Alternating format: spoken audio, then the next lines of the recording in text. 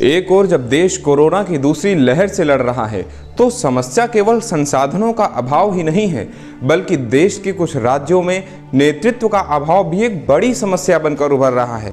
आज हम बात कर रहे हैं 15 नवंबर 2000 में बिहार से अलग एक राज्य के रूप में उभरे झारखंड की। दरअसल किसी भी मंत्री के दौरे के पहले संबंधित विभाग को और दौरा स्थल के कर्मचारियों को इसका पता ही ना चले। क्या ऐसा संभव है?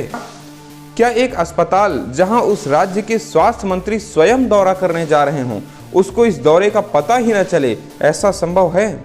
और सबसे बड़ा सवाल ये कि क्या स्वास्थ्य मंत्री के दौरे के बारे में पता होने के बावजूद भी अगर कोई अस्पताल कोताही बरतता है तो क्या ये गलती मात्र उस अस्पताल की ही है या इस लचर रवैये के लिए सरकारी तंत्र भी जिम्मेदार है?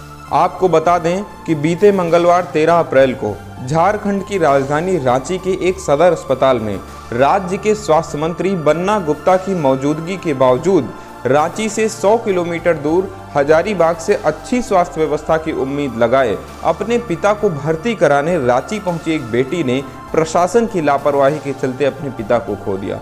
एक ऐसा राज्य जो महागठबंधन की कथा कथित मजबूत नींव पर चल रहा हो, यदि उस राज्य के स्वास्थ्य मंत्री के सामने ही किसी की मौत डॉक्टर तथा बेड की तंगी के चलते हो जाए तो सवाल केवल उस अस्पताल पर नहीं बल्कि उस राज्य सरकार पर भी उठना स्वाभाविक ही है।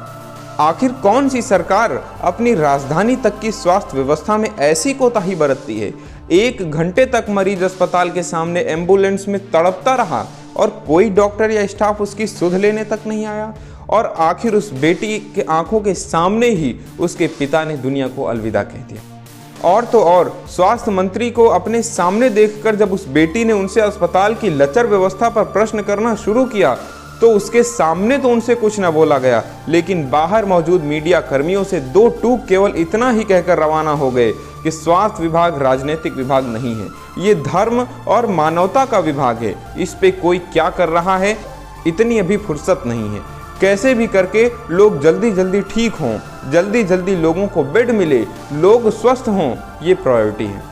ये बयान देते वक्त मंत्री जी का रवैया कुछ ऐसा था कि मानो उन्होंने अस्पताल पधारकर जनता पर ना जाने कितना बड़ा उपकार कर दिया हो। दरअसल ये कहानी केवल उस एक बेटी की ही नहीं है जिसने प्रदेश सरकार के कुशासन के चलते अपने पिता को खो दिया, बल्कि ऐसे हजारों लोगों की है जो डॉक्टर तथा बड़ों की तंगी के चलते अपनी जान गंवा चुके हैं।